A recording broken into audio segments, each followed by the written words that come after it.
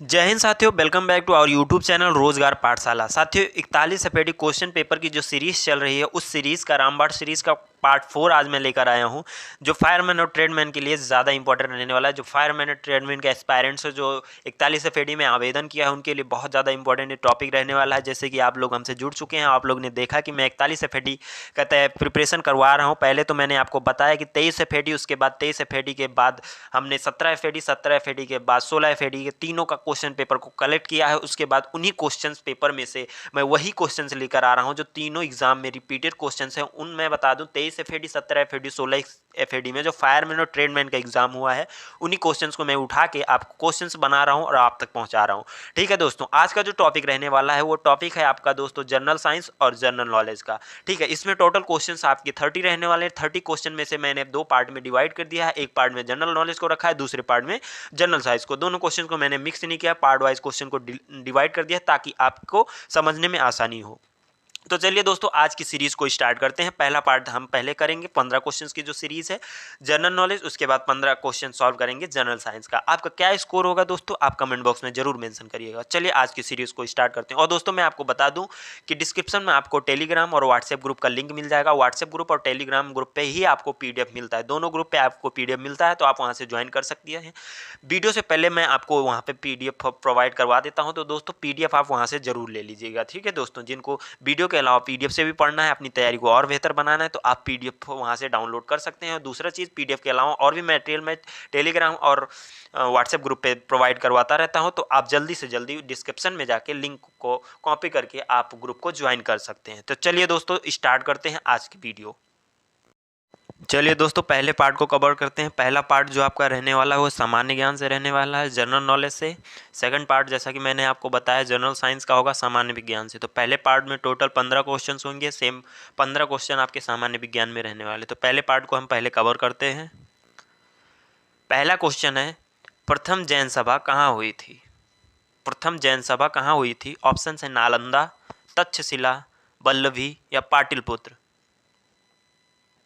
तो दोस्तों इसका राइट आंसर मैच कर लीजिए। इसका right answer option number D हो जाएगा, पाटलिपुत्र। ठीक है, चलिए बढ़ते हैं अगले क्वेश्चन की तरफ। क्वेश्चन नंबर 2 है, भारत का सबसे घनी आबादी वाला शहर कौन सा है? भारत का सबसे घनी आबादी वाला शहर कौन सा है? ऑप्शन ए है Mumbai, option B Delhi, option C Chennai, option D Kolkata. तो दोस्तों इसका राइट आंसर जो हो जाएगा वो हो जाएगा ऑप्शन नंबर ए, मुंबई। भारत की सबसे घनी आबादी वाला शहर जो है वो मुंबई है। क्वेश्चन नंबर 3 है, उत्तर मध्य रेलवे का मुख्यालय कहाँ स्थित है? दोस्तों मोस्ट इंपॉर्टेंट टॉपिक है। इस टॉपिक से रिलेटेड मैं एक अलग से वीडियो बनाऊंगा जिसमें आपको रेलवे के जो मुख्यालय हैं वो कवर कराऊंगा, क्योंकि इससे रिलेटेड क्वेश्चंस आपके एग्जाम में पूछे ही जाते हैं। तो इसके ऑप्शन देख लीजिए दोस्तों, इलाहाबाद, जयपुर, समस्तीपुर या हाजीपुर। उत्तर मध्य रेलवे का मुख्यालय दोस्तों इलाहाबाद में स्थित है। ठीक है, इलाहाबाद। चलिए बढ़ते हैं अगले क्वेश्चन की तरफ। क्वेश्चन नंबर 4 है, किस वर्ष भारतीय सैनिकों ने गोवा, दमन एवं दीव को पुर्तगालियों से मुक्त करवाया था? दोस्तों मोस्ट इंपॉर्टेंट क्वेश्चन है, रिपीटेड क्वेश्चन है। 16 एफएडी के एग्जाम में पूछा जा चुका है। जो फायरमैन और ट्रेडमैन का एग्जाम हुआ था उसमें क्वेश्चन पूछा जा चुका है कि किस वर्ष भारतीय सैनिकों ने गोवा, दमन एवं दीव को पुर्तगालियों से मुक्त करवाया था? ऑप्शन है 1947, 1954, 1961 या 1987। तो दोस्तों इसका राइट आंसर ये होगा कि भारतीय सैनिकों ने 1961 में गोवा, दमन एवं द्वीप को पुर्तगालियों से मुक्त करवाया था। 1961 में, 1961। चलिए बढ़ते हैं अगले क्वेश्चन की तरफ। क्वेश्चन नंबर 5 है, लोकसभा में कितने सदस्य होते हैं? मैं उम्मीद करता हूँ इसका आंसर मैक्सिमम लोगों को पता होगा और ये इंपॉर्टेंट क्वेश्चन है दोस्तों। 530, 552, 520 या 545। तो दोस्तों इसका राइट आंसर हो जाएगा 545। ऑप्शन नंबर डी राइट हो जाएगा। चलिए बढ़ते हैं अगले क्वेश्चन की तरफ। क्वेश्चन नंबर 6 है, महाबलेश्वर हिल स्टेशन किस राज्य में स्थित है? महाबलेश्वर हिल स्टेशन किस राज्य में स्थित है? दोस्तों इससे पहले क्वेश्चन पूछा जा चुका है ट्रेडमैन के एग्जाम में 23 एफएडी में कि दार्जिलिंग हिल स्टेशन किस राज्य में स्थित है। तो दोस्तों दार्जिलिंग हिल स्टेशन जो है वो वेस्ट बंगाल में है। ठीक है, पश्चिम बंगाल में स्थित है। और महाबलेश्वर जो है महाबलेश्वर हिल स्टेशन दोस्तों आपके महाराष्ट्र में, मुंबई में है, ठीक है, याद रखिएगा। चलिए बढ़ते हैं अगले क्वेश्चन की तरफ। क्वेश्चन नंबर 7 है, भारतीय राष्ट्रीय कांग्रेस की स्थापना कब हुई थी? इंडियन नेशनल कांग्रेस की स्थापना कब हुई थी, कब स्टेब्लिश हुआ था? 1857, 1905, 1875 या 1885? अगर दोस्तों इसका आंसर आपको पता है, मुझे लगता है मैक्सिमम लोगों को इसका आंसर पता होगा, और जिनको आंसर पता है नीचे कमेंट बॉक्स में आंसर जरूर दीजिएगा, और अगर नहीं पता है तो अपने आंसर को मैच कर लीजिए। इसका राइट आंसर हो जाएगा 1885 को, ठीक है। 1885 में भारतीय राष्ट्रीय कांग्रेस की स्थापना हुई थी। चलिए बढ़ते हैं अगले क्वेश्चन की तरफ। क्वेश्चन नंबर 8 है, इसरो का मुख्यालय कहाँ है? इसरो, ठीक है दोस्तों, इसरो से रिलेटेड क्वेश्चन आपके एग्जाम में जरूर आएगा, लिख के ले लीजिए, इंपॉर्टेंट क्वेश्चन था। इसरो का मुख्यालय जो है दोस्तों आपका बेंगलुरु में स्थित है, ठीक है, इंपॉर्टेंट क्वेश्चन है। इसरो का मुख्यालय कहाँ स्थित है? तो इसरो का मुख्यालय बेंगलुरु में स्थित है। क्वेश्चन नंबर 9 है, संविधान के किस संशोधन द्वारा मौलिक कर्तव्यों को इसमें शामिल किया गया था? संविधान के किस संशोधन में मौलिक कर्तव्यों को शामिल किया गया था? ठीक है दोस्तों, तो 42वां संविधान संशोधन जो हुआ था उसमें मौलिक कर्तव्यों को शामिल किया गया था, ठीक है। 42वां संविधान संशोधन को, ऑप्शन नंबर बी आपका राइट हो जाएगा। चलिए बढ़ते हैं अगले क्वेश्चन की तरफ।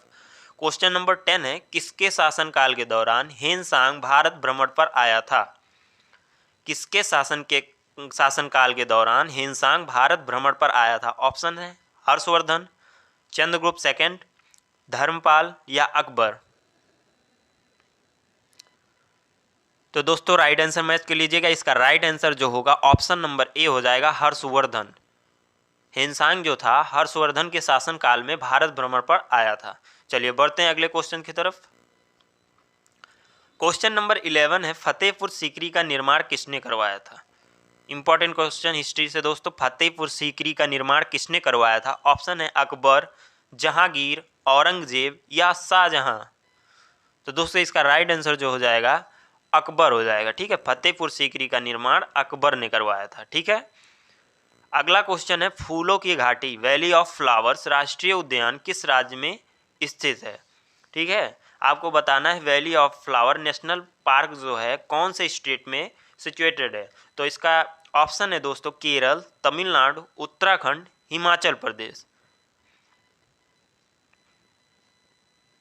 तो दोस्तों इसका राइट आंसर जो हो जाएगा ऑप्शन नंबर सी, उत्तराखंड, ठीक है। नेशनल पार्क से रिलेटेड जो 10-15 क्वेश्चंस बनते हैं दोस्तों, जो रिपीटेड क्वेश्चंस होते हैं, एग्जाम में अक्सर पूछ लिए जाते हैं, उनका मैं शॉर्ट वीडियो बनाऊंगा, उसको आपको वीडियो दूंगा। पहले ये जो मोस्ट इंपॉर्टेंट क्वेश्चंस है, बैक ईयर पेपर हैं जो 23 FAD, 17 FAD और 16 FAD में पूछे गए, इसको हम कंप्लीट करा देते हैं 2-4 वीडियो में। उसके बाद फिर हम टॉपिक वाइज क्वेश्चन उसको करेंगे, जो मोस्ट इंपॉर्टेंट क्वेश्चन है, जो एक्सपेक्टेड क्वेश्चंस रहते हैं आपके एग्जाम के पॉइंट ऑफ व्यू से, ठीक है दोस्तों। चलिए बढ़ते हैं अगले क्वेश्चन की तरफ। क्वेश्चन नंबर 13, राज्यसभा के पदेन सभापति कौन होते हैं? राज्यसभा के पदेन सभापति उपराष्ट्रपति होते हैं दोस्तों। ऑप्शन नंबर ए आपका राइट हो जाएगा। राज्यसभा के पदेन सभापति जो होते हैं उपराष्ट्रपति होते हैं, वाइस प्रेसिडेंट होते हैं, ठीक है। क्वेश्चन नंबर 14 आपका है, हीराकुंड परियोजना किस नदी पर स्थित है? हीराकुंड परियोजना किस नदी पर स्थित है? ऑप्शन है दामोदर नदी, महानदी, गंगा नदी या गोदावरी नदी। तो दोस्तों हीराकुंड परियोजना जो है ये असम में स्थित है, ठीक है। पहला तो बात है कि कौन से स्टेट में, तो असम में। और किस नदी पे अगर पूछा जाएगा तो किस नदी पे है, वो महानदी पे है, ठीक है। महानदी पे हीराकुंड परियोजना स्थित है, ठीक है। चलिए अब हम क्वेश्चन पार्ट 2 को डिस्कस करेंगे। पार्ट 2 में टोटल 16 क्वेश्चन होंगे। पार्ट 1 में 15 क्वेश्चन मैंने रखना था, लेकिन मैंने पार्ट 2 में 16 क्वेश्चन रख दिया है, तो इसमें 14 क्वेश्चंस हो गए हैं दोस्तों। तो पार्ट 2 जो है आपका जनरल साइंस का रहने वाला है। पार्ट 2 आपका जनरल साइंस का है। जनरल साइंस के क्वेश्चंस को हम कवर करेंगे, जिसमें कि 16 क्वेश्चन आपको देखने को मिलेंगे, ठीक है दोस्तों। चलिए क्वेश्चन नंबर 15 और पार्ट 2 का पहला क्वेश्चन है, किस बीमारी की कमी के कारण रिकेटस की बीमारी हो जाती है? दोस्तों यहाँ लिखा है किस बीमारी के कारण, तो बीमारी नहीं होगा यहाँ पे, किस विटामिन के कारण होगा, ठीक है। किस विटामिन के कारण, किस विटामिन की कमी के कारण रिकेटस की बीमारी हो जाती है, ठीक है दोस्तों। अगर आपको आंसर पता है तो अच्छी बात है, आंसर कमेंट बॉक्स में जरूर दीजिएगा। तो दोस्तों इसका राइट आंसर मैच करिएगा। इसका राइट आंसर जो हो जाएगा विटामिन डी। विटामिन डी की कमी के कारण रिकेटस की बीमारी हो जाती है, ठीक है। चलिए बढ़ते हैं अगले क्वेश्चन की तरफ। पार्ट 2 का दूसरा क्वेश्चन है, मुंह में ही लार भोजन के डैश वाले भाग को पचा देता है। मुंह में ही लार भोजन के डैश वाले भाग को पचा देता है। आपको इसका आंसर देना है दोस्तों। ऑप्शन है विटामिन, प्रोटीन, स्टार्च या वसा। विटामिन, प्रोटीन, स्टार्च या वसा, इनमें से मुंह में ही लार भोजन के डैश वाले भाग को पचा देता है। अब ऑप्शन आपके सामने, आंसर दीजिएगा दोस्तों। राइट आंसर दोस्तों मैच कर लीजिए। इसका राइट आंसर जो होगा स्टार्च होगा। तो ये सेंटेंस कैसे पूरा होगा? मुंह में ही लार भोजन के स्टार्च वाले भाग को पचा देता है। ठीक है, चलिए बढ़ते हैं अगले क्वेश्चन की तरफ। निम्नलिखित में से किसे मानव शरीर का रक्षा तंत्र कहा जाता है? निम्नलिखित में से किसे मानव शरीर का रक्षा तंत्र कहा जाता है? ऑप्शन है श्वेत रक्त कोशिका, लाल रक्त कोशिका, अस्थि मज्जा या platelets. White blood cell, red blood cell. ठीक है, अगर आपको आंसर पता है तो अच्छी बात है, कमेंट बॉक्स में आंसर जरूर दीजिएगा दोस्तों। तो इसका राइट आंसर जो हो जाएगा दोस्तों श्वेत रक्त कोशिका, means white blood cell. Option number A right हो जाएगा। ठीक है दोस्तों, चलिए बढ़ते हैं अगले क्वेश्चन की तरफ। क्वेश्चन नंबर 18 है, निम्नलिखित में से किसे धोने का सोडा कहा जाता है? निम्नलिखित में से किसे धोने का सोडा कहा जाता है? ऑप्शन है sodium bicarbonate, sodium carbonate, calcium oxide या पोटेशियम एल्युमिनियम सल्फेट। ऑप्शंस को मैं एक बार फिर से रिपीट कर देता हूँ। Sodium bicarbonate, sodium carbonate, calcium oxide या पोटेशियम एल्युमिनियम सल्फेट। तो दोस्तों इसका जो राइट आंसर हो जाएगा option number B, sodium carbonate. ठीक है दोस्तों, चलिए बढ़ते हैं अगले क्वेश्चन की तरफ। क्वेश्चन नंबर 19 है, मानव हृदय में कितने वाल्व होते हैं? मानव हृदय में कितने वाल्व होते हैं आपको बताना है। ऑप्शन ए है 1, ऑप्शन बी है 2, ऑप्शन सी 3, ऑप्शन डी 4। 1, 2, 3, 4 मानव हृदय में कितने वाल्व होते हैं आपको बताना है। तो दोस्तों इसका राइट आंसर जो हो जाएगा, मानव हृदय में 4 वाल्व होते हैं। ठीक है, चलिए बढ़ते हैं अगले क्वेश्चन पे। क्वेश्चन नंबर 20 है, हाइड्रोक्लोरिक अम्ल का सूत्र क्या है? हाइड्रोक्लोरिक अम्ल का सूत्र क्या है? इंपॉर्टेंट क्वेश्चन है दोस्तों, रिपीटेड क्वेश्चन है ये। HCl, H2SO4, H3PO4, HNO3। HCl, H2SO4, H3PO4, HNO3। तो दोस्तों इसका राइट आंसर मैच करिएगा। इसका राइट आंसर जो हो जाएगा ऑप्शन नंबर ए, HCl हो जाएगा। हाइड्रोक्लोरिक अम्ल का सूत्र जो होता है HCl होता है। ठीक है, क्वेश्चन नंबर 21, मानव शरीर के लाल रंग कोशिकाओं की आयु डैश दिनों की होती है? मानव शरीर के लाल रक्त कोशिकाओं की आयु कितने दिनों की होती है आपको बताना है। 120 दिन, 190 दिन, 60 दिन या 265 दिन। मैक्सिमम लोगों का इसका आंसर पता होगा। मैक्सिमम लोग इसका आंसर दे दिए होंगे दोस्तों। तो जिन्होंने नहीं दिया है आंसर को मैच करिएगा, 120 हो जाएगा। ऑप्शन नंबर ए इस प्रश्न का राइट आंसर हो जाएगा 120 दिन। तो सेंटेंस को पूरा करते हैं, मानव शरीर के लाल रक्त कोशिकाओं की आयु 120 दिनों की होती है। अगला क्वेश्चन, क्वेश्चन नंबर 22 है, चेचक के टीके का आविष्कार करने वाले कौन थे? वैज्ञानिक का नाम आपको बताना है। चेचक के टीके का आविष्कार किस वैज्ञानिक ने किया था? Edward Jenner, Louis Pasteur, Alexander Fleming या होपकाइंड। तो दोस्तों इसका राइट आंसर जो हो जाएगा ऑप्शन नंबर ए हो जाएगा। चेचक के टीके का आविष्कार एडवर्ड जेनर ने किया था। मोस्ट इंपॉर्टेंट क्वेश्चन है दोस्तों, रिपीटेड क्वेश्चन है, मोस्ट इंपॉर्टेंट क्वेश्चन है। क्वेश्चन नंबर 23 है, निम्नलिखित में से कौन सी आदिश राशि है? स्केलर क्वांटिटी आपको बताना है, इसमें से कौन सी है? इलेक्ट्रिक फील्ड है या विद्युत फील्ड, एवरेज वेलोसिटी औसत वेग, पावर, चुंबकीय परिबल, मैग्नेटिक मोमेंटम। ठीक है, इलेक्ट्रिक फील्ड है, एवरेज वेलोसिटी है, पावर है, मैग्नेटिक मोमेंटम है। तो दोस्तों इसका राइट आंसर मैच कर लीजिएगा। इसका राइट आंसर जो हो जाएगा आपका ऑप्शन नंबर सी हो जाएगा, पावर। ठीक है दोस्तों, चलिए बढ़ते हैं अगले क्वेश्चन की तरफ। क्वेश्चन नंबर 24, सर्दियों में कपड़े हमें गर्म रखते हैं क्योंकि वह सर्दियों में कपड़े हमें गर्म रखते हैं क्योंकि वह ताप देते हैं, ताप विकिरण नहीं करते हैं, हवा को शरीर के संपर्क में नहीं आने देते हैं, शरीर से ताप को निकलने से रोकते हैं।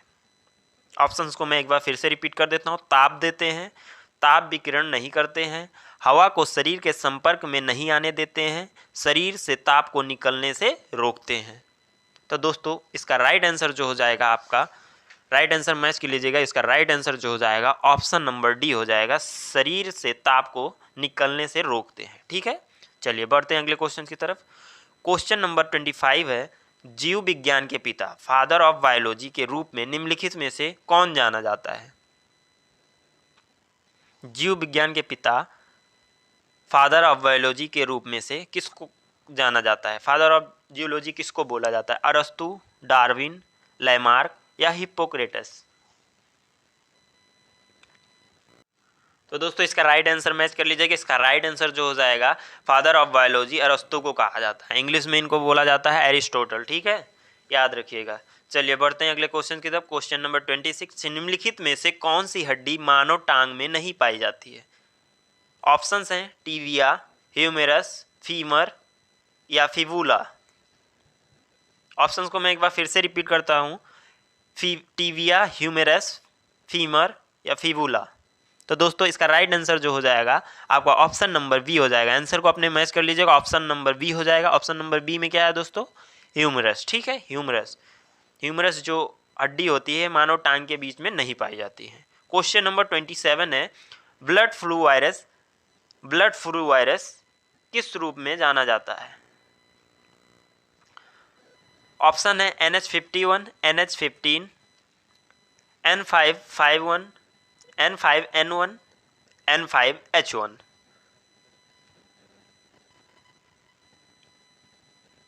तो दोस्तों इसका राइट आंसर जो हो जाएगा N5N1। N5N1 नहीं दोस्तों, N5N1 ऑप्शन गलत हो गया है दोस्तों। इसका जो राइट ऑप्शन हो जाएगा H5N1। ठीक है, H5N1 नोट कर लीजिएगा। ब्लड फ्लू वायरस किस रूप में जाना जाता है? तो वो होता है H5N1। ठीक है, चलिए बढ़ते हैं 28 की तरफ। 28 है, मानव लार, सलाइवा जिसको बोलते हैं, में पाया जाने वाला इंजाइम है। मानव लार यानी कि सलाइवा में पाया जाने वाला इंजाइम है। ऑप्शन है रेनिन, टाइलिन, टेनिन या रेजिन। रेनिन, टाइलिन, टेनिन या रेजिन। तो दोस्तों इसका जो राइट आंसर हो जाएगा, राइट आंसर क्या हो जाएगा दोस्तों? इसका राइट आंसर मैच करिएगा, ऑप्शन नंबर बी, टाइलिन। ठीक है, ऑप्शन नंबर बी इस प्रश्न का राइट आंसर हो जाएगा। बढ़ते हैं अगले क्वेश्चन की तरफ। क्वेश्चन नंबर 29, गोबर गैस में मुख्य रूप से कौन सी गैस विद्यमान होती है? गोबर गैस में मुख्य रूप से कौन सी गैस विद्यमान होती है? ऑप्शन है carbon dioxide, carbon monoxide, hydrogen sulphide या मीथेन। तो दोस्तों इसका आंसर आप लोगों को पता होगा, मैं उम्मीद करता हूँ ज़्यादातर लोगों को इसका आंसर पता होगा। आप लोगों ने 6, 7, 8, 9, 10 बहुत बार इस क्वेश्चंस को पढ़ा होगा अपनी साइंस की बुक में। तो इसका जो राइट आंसर हो जाएगा ऑप्शन नंबर डी हो जाएगा, मैच कर लीजिएगा, मीथेन। गोबर गैस में मीथेन विद्यमान होती है। मीथेन गैस जो होती है वो गोबर गैस में विद्यमान होती है। ठीक है, बढ़ते हैं अगले क्वेश्चन की तरफ। क्वेश्चन नंबर 30 है और आज का लास्ट क्वेश्चन है, निम्नलिखित में से सबसे अधिक प्रोटीन किस में पाया जाता है? इस सीरीज का ये लास्ट क्वेश्चन रहने वाला है दोस्तों। इस सीरीज में हमने 2 टॉपिक को कवर किया है, एक जीके को कवर किया है और एक जीएस को, जनरल साइंस और जनरल नॉलेज को। ठीक है, पहले इस प्रश्न को सॉल्व कर लेते हैं। निम्नलिखित में से सबसे अधिक प्रोटीन किस में पाया जाता है? सोयाबीन, अंडा, दूध या मूंगफली? तो मैक्सिमम लोगों को इसका आंसर पता ही होगा दोस्तों कि सबसे ज़्यादा प्रोटीन किस में पाया जाता है। तो सबसे ज़्यादा प्रोटीन सोयाबीन में पाया जाता है। अभी जो फिजिकल की तैयारी करते हैं बंदे, सोयाबीन, चना, मूंग आदि का प्रयोग करते हैं, तो उनको पता ही होगा कि सोयाबीन में प्रोटीन बहुत अधिक पाया जाता है। जो हम रनिंग करते हैं उसमें स्टेमिना की काफ़ी ज़्यादा आवश्यकता होती है, तो सोयाबीन भिगा के भी हम लोग खाते हैं। जो रनर्स हैं उनको ये बात का पता होगा। इसमें तैयारी करने वाले ट्रेड्समैन और फायरमैन में रनर तो सबको ही है, क्योंकि आप लोग का फिजिकल तो है ही है। तो दोस्तों इस सीरीज़ में टोटल हमने 30 क्वेश्चन को रखा था, जिसमें कि 14 क्वेश्चन हमने रखा था पार्ट 1 में। पार्ट 1 आपका जनरल जनरल नॉलेज का था, जीके का था, तो उसमें हमने 14 क्वेश्चंस रखा था, और दूसरे जो सेशन था हमारा दूसरा वाला, उसमें हमने रखा था दूसरे सेक्शन में जनरल साइंस के, जिसमें आपने 16 क्वेश्चन को सॉल्व किया है। ठीक है दोस्तों, तो सीरीज़ को आप सॉल्व करते रहिए दोस्तों। आपका ये चौथा वीडियो है ये सीरीज़ का। अभी मैं 4 से 5 वीडियो में आपको जो प्रीवियस ईयर क्वेश्चंस हैं, जो 23 FAD, 17 FAD और 16 FAD का, उसको सॉल्व कराने का 3 से 4 वीडियो में सॉल्व कराने की कोशिश करूंगा।